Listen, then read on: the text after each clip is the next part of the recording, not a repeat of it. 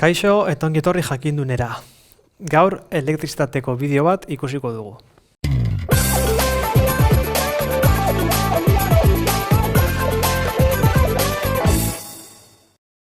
Bideo honetan zirkuito bat ikusten dugu non 3 erresistentzia serian ditugun. Aurreko bideoetan ikusi dugun moduan, erresistentziak serian daudenean intentsitatea kalkulatu ahal izateko, erresistentziak batu egin beharko ditugu. Beraz, erresistentzia totala kalkulatzeko 2 ohm gehi 3 ohm gehi ohm bat izango litzateke. Beraz, erresistentzia totala 6 ohm izango da. Beraz, zirkuito ekibalentea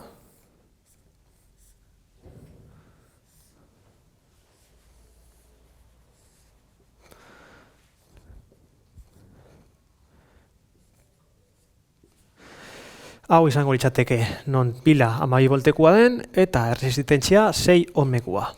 Beraz, intentsitatea orain kalkulatu ahal izateko, omen legea aplikatuz, tentsioa berdin intentsitatea bide erresistentzia, intentsitatea tentsioa zati erresistentzia, eta 12 zati 6 berdin 2 amper izango da.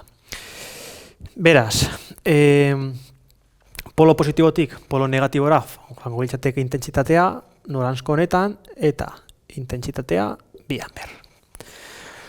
Orain ikusiko dugu nola erresistentzia hauen tentsio erorketa pilaren tentsioa izango da. Gogoratzen bazarete, aurreko bideoan azaldu nizuen nola intentsitatea zirkuito mota hauetan beti bera den. Hau da, bateria, erresistentzia honetan eta honetan zeharkatzen den intentsitatea konstante mantenduko da. Baino, desberdintasuna zirkuito paraleloekin izango da tentsio erorketa desberdina dela. Nola egingo dugu tentsio erorketa kalkulatzeko? Berdin, intentsitatea dugu eta erresistentzia tentsioa kalkulatuko dugu. Beraz, V bat erresistentzia honen tentsio erorketa kalkulatuko dugu. V bat berdin 2 bider 2 berdin 4 volt. Bigarren honetan tentsio erorketa 3 ohm bider 2 amper 6 volt. Eta azkenik V3. V3 izango litzateke ohm bat bider 2 amper berdin 4 volt. Ez barkatu, bat bider 2 barkatu, gaizki jarri dut.